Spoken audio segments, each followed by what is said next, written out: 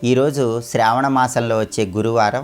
ఈ సందర్భంగా సౌభాగ్యలక్ష్మి పూజ ఏ విధంగా గృహంలో మహిళామణులు నిర్వహిస్తే కుటుంబంలో సభ్యులందరికీ అష్టైశ్వర్యాలు భోగభాగ్యాలు కలుగుతాయో నేటి శుభం లాభం అనే శీర్షికన పరిశీలిద్దాం. ప్రధానంగా ఈరోజు శ్రావణ గురువారం కాబట్టి అరటి చెట్టు దగ్గర దీపం పెడితే లక్ష్మీ కటాక్షం సంపూర్ణంగా కలుగుతుంది. పసుపు కొమ్ము నుంచి తీసినటువంటి పసుపుతో అరటి చెట్టుకు బొట్టు పెట్టి అరటి చెట్టు దగ్గర ఆవు నెయ్యి దీపాన్ని వెలిగించి అరటి చెట్టుకు ప్రదక్షిణలు చేసినట్లయితే శ్రావణ గురువారం సందర్భంగా లక్ష్మీదేవి సంపూర్ణంగా సకల శుభాలను కలిగింపజేస్తుంది. అలాగే శ్రావణ గురువారం సౌభాగ్యలక్ష్మి పేరుతో లక్ష్మీదేవిని పూజించడం ద్వారా సౌభాగ్యలక్ష్మి పూజ ద్వారా అష్టైశ్వర్యాలు భోగభాగ్యాలు సిరి సంపదలతో కుటుంబంలో సభ్యులందరూ కూడా తొలతూగవచ్చని ధర్మశాస్త్ర గ్రంథాలు తెలియజేస్తున్నాయి.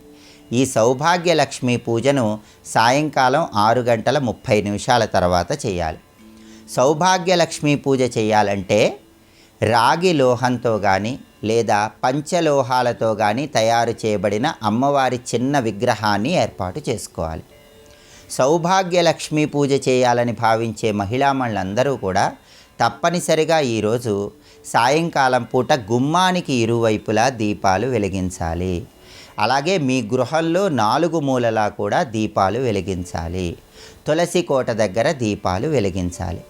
ఆ తర్వాత ఎరుపు రంగు చీర ఆకుపచ్చ రంగు రవిక వస్త్రము ధరించి పూజా మందిరంలో పూజాపీఠం మీద ఒక ఎరుపు రంగు వస్త్రాన్ని ఏర్పాటు చేయాలి. ఆ ఎరుపు రంగు వస్త్రం మీద గులాబీ పూలను ఉంచి ఆ వస్త్రం మీద రాగి పళ్ళెం కానీ ఇత్తడి పళ్ళెం కానీ ఏర్పాటు చేసుకోవాలి. ఆ రాగి పళ్ళెము లేదా ఇత్తడి పళ్ళెంలో పంచలోహాలతో తయారు చేయబడిన లేదా రాగి లోహంతో తయారు చేయబడిన అమ్మవారి విగ్రహాన్ని ఏర్పాటు చేసుకోవాలి.